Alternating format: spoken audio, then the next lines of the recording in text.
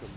So today we're going to be looking at an area of the garden, west facing, but it's on the southwest side of the wall, so it gets a good bit of sun, good bit of light, and essentially the plan is to get it planted up today. So we're going to make a nice little rough log edge kind of bed. I'm going to show you how to make that, really simple. If you can split firewood, you can make one, and we're going to plant it up. It's not going to be edible, it's going to be decorative. There's the area and it's in the back of the garden. Yeah, it should be a nice little project that hopefully keeps us a little bit more sane in these times.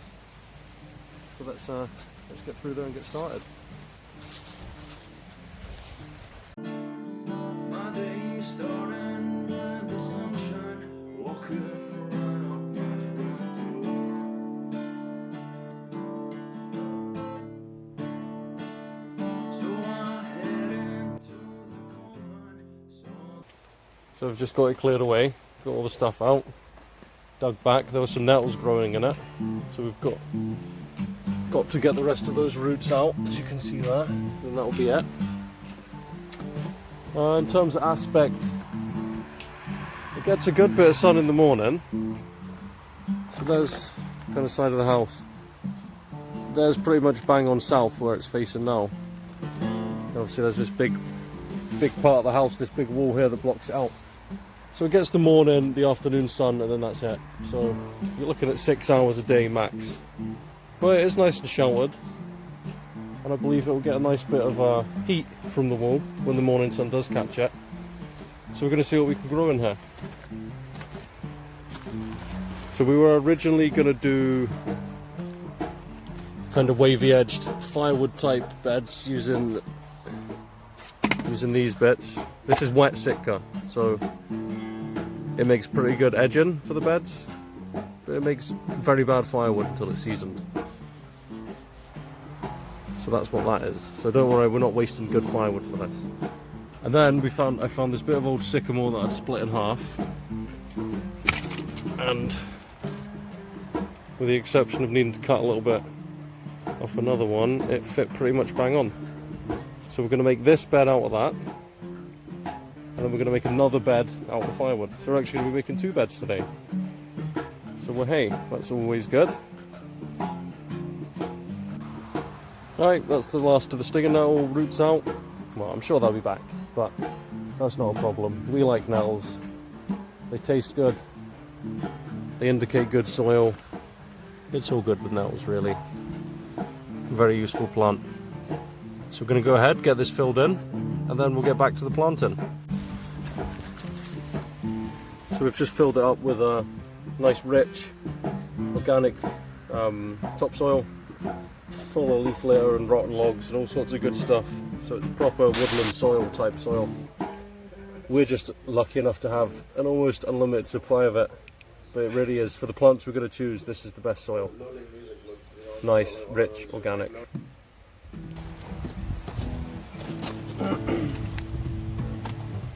Right, so as I said, this plot here doesn't get tons of sun, but I reckon it'll get a good 6 hours in the peak of summer. So it's important we put the right plants in for that space, you know, nothing that's going to be too sun loving. Though I am taking a few risks. There's a few plants that may or may not take well. And the first is I've got a few cuttings of these flowering currants. Ribes sanguineum, for anyone that's into their Latin. I think we're just going to put a small one in and see if it takes. Now it is quite a small space, we don't have tons of space. But the beauty of this, as with a lot of other flowering shrubs, you cut it right back and it'll come back with renewed vigour. So you don't have to worry too much. The second gamble we're taking is the arrow, the Achille. This is a pastel mix. They will grow in semi-shade, but we're going to see how far, I'll test that to the limit here. Put them in this bit here, where they'll get more sun. Yeah, this part of the border here is going to be shadier than that part over there. So even a border this small, we're still bearing that in mind while we're planting them.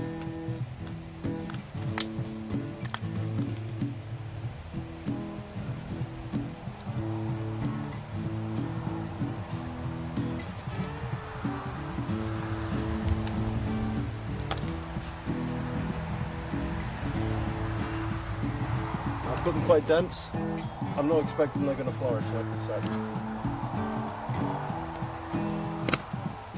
Next up, common area. Always looks disgusting in pots for some reason. Never really happy. Maybe that's why you don't often see them in garden centres all that much. Really nice flowers, blue and pink.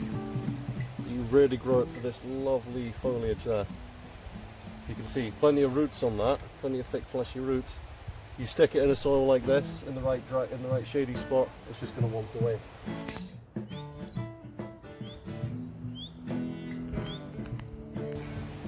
Again, look at that, so sad in a pot.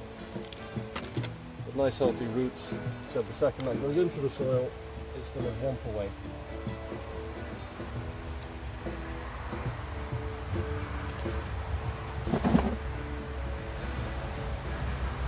Now here I've got some snowdrops. I dug them out from somewhere else, so I didn't want to grow in there. And now's the time to move them. It isn't going to make the bed look particularly attractive. But they'll die back and we'll forget about them. And next spring they'll come too, and they'll look fantastic. What you want to remember is now's the time you want to move snowdrops. It doesn't look great, but that's the time they like to get moved. We've also got a couple of forget-me-nots here. Yeah, see how they do. I've seen them grow in quite shaded areas. So it will all depend on the sun here.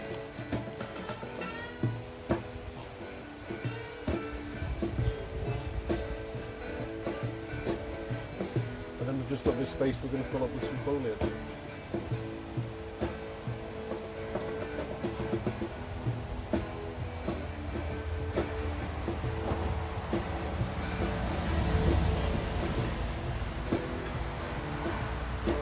These are some ferns we dug up. They were grown by the boiler tank, the kerosene tank. We didn't really want them there. So we're going to stick these in. Now these are called deer fern, and they're an evergreen fern. What you've got to remember with evergreen ferns is they like to grow in dry shade. A lot of the deciduous ferns will handle a bit more wet, but ones like these, you really want them in drier soil. You can see the kind of soil they like to grow in. You see them growing around the base of trees and the drier parts of woodlands, as in free from standing water. Again, these were free in a waste product. There are fancier evergreen ferns you could use in a situation like this.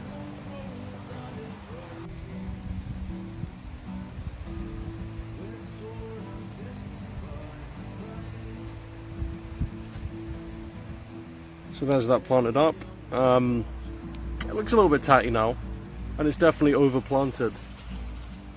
But the plan is really to have to see what will survive here and take out everything else. So I'm fully expecting to take the Achilles out.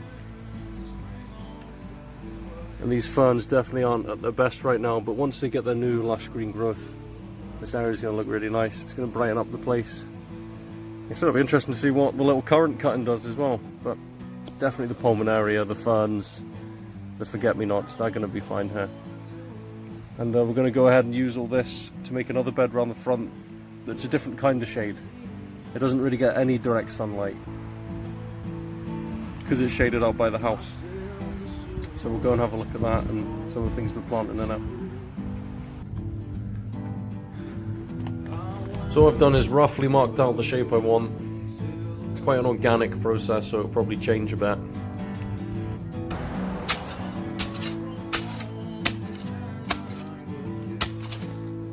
And it's simple, you just dig a trench, stick them in, make sure they're deep enough so they're fairly solid.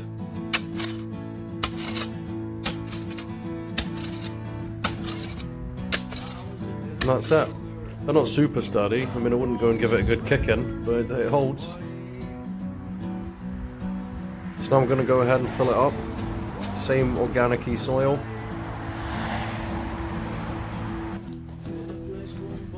We're going Gonna go for some apricot foxgloves. And 2 of the yarrow that I ended up taking out the other bed. This tip of the bed should actually catch a good bit of sun, as it's just outside the shadow of the house.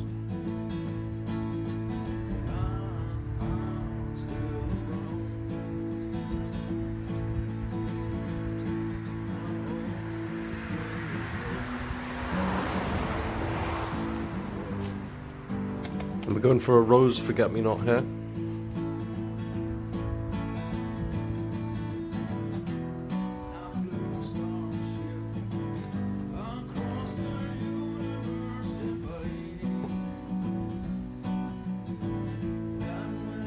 These are some really nice looking foxgloves. They've got nice fat clumps forming at the bottom.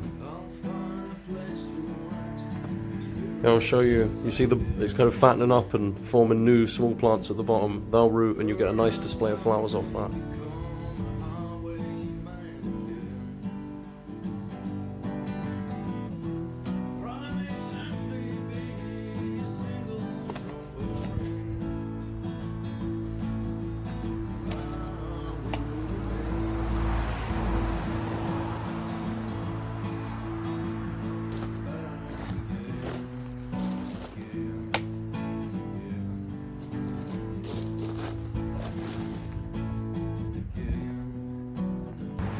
Also found some crocosmia growing in a part of the garden where we didn't really want them. So we're going to stick them in, but there's not enough room in this bed. So we're going to stick them into the bit to the side of them.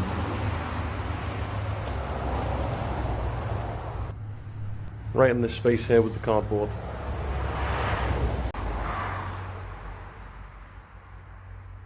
And I've stuck the flower and currant, hopefully it will screen the boiler box a bit.